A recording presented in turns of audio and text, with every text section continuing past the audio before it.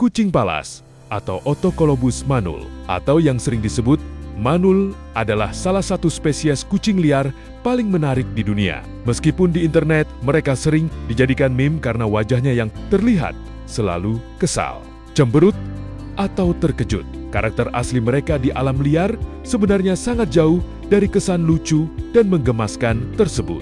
Di balik bulunya yang tebal dan wajahnya yang ekspresif, kucing palas adalah penyintas yang tangguh, soliter, dan sangat waspada. Banyak orang mengira ekspresi wajah kucing palas yang dramatis menandakan mereka memiliki kepribadian yang aktif atau ramah. Kenyataannya justru sebaliknya. Penyendiri sejati. Mereka adalah hewan soliter yang menghabiskan hampir seluruh hidupnya sendirian. Mereka hanya bertemu dengan sesamanya saat musim kawin tiba, sekitar bulan Februari hingga Maret, sangat menjaga teritori. Baik jantan maupun betina memiliki wilayah. Kekuasaan yang cukup luas bisa mencapai 4 km persegi atau lebih. Mereka akan menandai wilayahnya dengan aroma dan tidak suka jika ada kucing lain yang masuk. Jika harus mendeskripsikan sifat dasar kucing palas dalam satu kata, kata itu adalah terisolasi. Mereka sangat menghindari kontak dengan makhluk lain, terutama manusia. Ahli berkamuflase. Karakter mereka sangat pasif dalam hal konfrontasi. Dibandingkan bertarung atau lari dengan cepat, kucing palas lebih memilih membeku, freeze, dan mengandalkan bulu abu-abu berpola mereka untuk menyatu.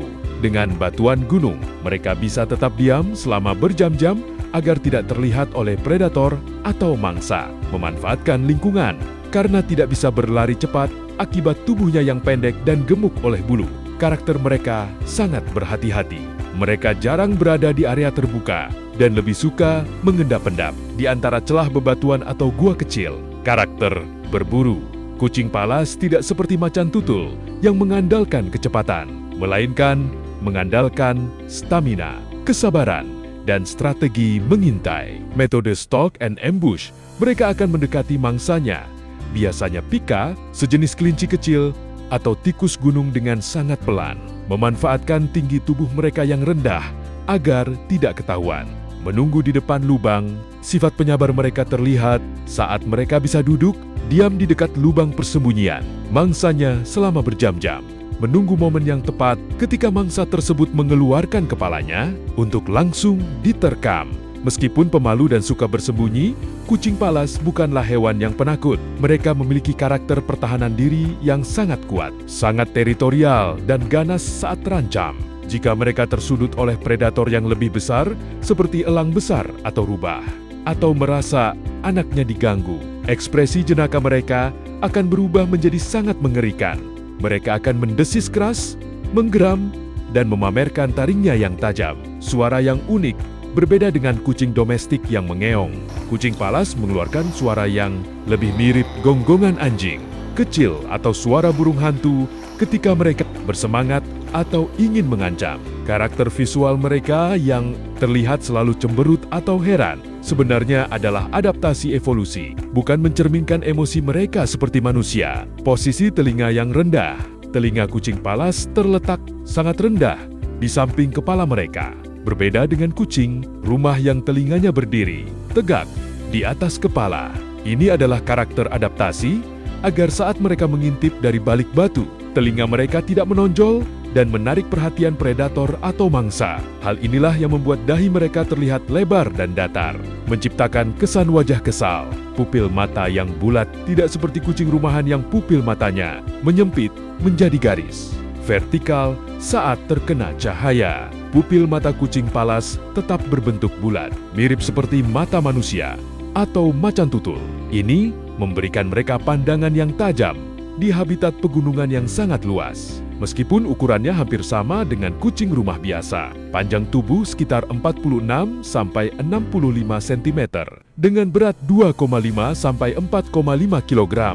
Struktur tubuh mereka dirancang untuk membunuh mangsa di alam liar yang keras. Gigi taring yang lebih panjang, proporsi gigi taring, kucing palas jauh lebih panjang dan tajam dibandingkan kucing rumah. Rahang mereka sangat kuat, dirancang untuk mengunci dan mematahkan leher mangsanya seperti pika, marmut, dan burung dalam sekali gigit. Cakar yang sangat kuat. Mereka memiliki cakar yang tidak hanya tajam, tetapi didukung oleh otot kaki yang kuat karena terbiasa memanjat tebing batu yang curam. Cakaran dari kucing palas bisa merobek kulit manusia dengan sangat dalam dan menyebabkan infeksi serius. Ini adalah salah satu alasan medis paling krusial kenapa mereka tidak boleh didekati atau dipelihara. Kucing palas hidup di habitat dataran tinggi yang sangat dingin, kering, dan terisolasi. Karena lingkungan tersebut jarang ada kuman. Sistem imun kucing palas tidak berkembang untuk melawan virus dan bakteri umum. Jika mereka dibawa ke lingkungan manusia dataran rendah atau pemukiman, mereka sangat rentan terkena penyakit toksoplasmosis. Penyakit ini mematikan bagi mereka, terutama bagi anak kucing palas. Tingkat kematian anak kucing palas di penangkaran sangat tinggi akibat infeksi ini. Sebaliknya, satwa liar yang stres akibat kontak dengan manusia juga berpotensi menularkan patogen atau parasit liar yang belum dipetakan secara medis kepada manusia, zoonosis. Meskipun mereka terlihat sangat menggemaskan dengan bulunya yang super tebal, kucing palas tetaplah hewan liar yang agresif, soliter, dan memiliki taring yang sangat tajam.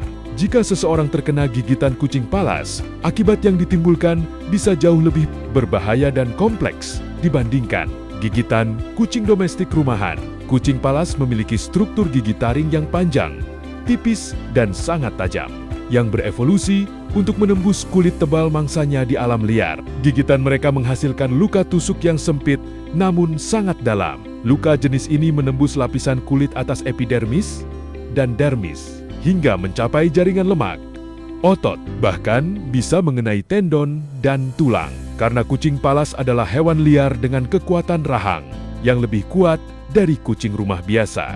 Gigitannya terutama jika terjadi di area tangan atau pergelangan dapat merobek tendon tenosynovitis atau merusak jaringan saraf yang memicu mati rasa atau gangguan motorik permanen jika tidak dioperasi. Mulut hewan liar seperti kucing palas adalah sarang bagi jutaan bakteri patogen. Masalah utama dari luka tusuk dalam akibat gigitan kucing adalah luka tersebut cenderung menutup dengan sangat cepat di bagian permukaan. Hal ini menjebak bakteri di dalam lingkungan yang hangat, gelap, dan tanpa oksigen, kondisi sempurna bagi bakteri untuk berkembang biak. Beberapa bakteri berbahaya yang dapat menginfeksi antara lain Pasteurella multocida. Bakteri ini ditemukan di mulut hampir 70% sampai 90% spesies kucing. Infeksi akibat bakteri ini sangat agresif. Hanya dalam waktu 2 hingga 24 jam, area gigitan akan mengalami kemerahan ekstrem, pembengkakan hebat, nyeri luar biasa, dan mengeluarkan nanah.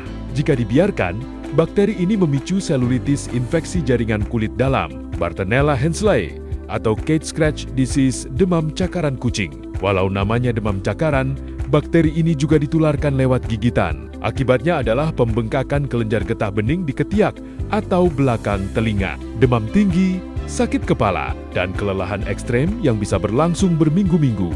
Tetanus atau Clostridium tetani, kucing palas hidup di tanah dan batuan liar. Bakteri tetanus yang berbentuk spora di alam liar dapat dengan mudah berpindah dari gigi atau air liur kucing ke dalam luka tusuk dalam manusia, menyebabkan kekakuan otot rahang lockjaw dan kejang otot seluruh tubuh yang fatal. Sebagai mamalia liar, kucing palas berisiko tinggi menjadi agen penular virus rabies. Jika kucing palas yang menggigit, Anda telah terinfeksi rabies, misalnya karena tertular dari mangsa atau mamalia liar lain di habitatnya. Akibatnya sangat fatal.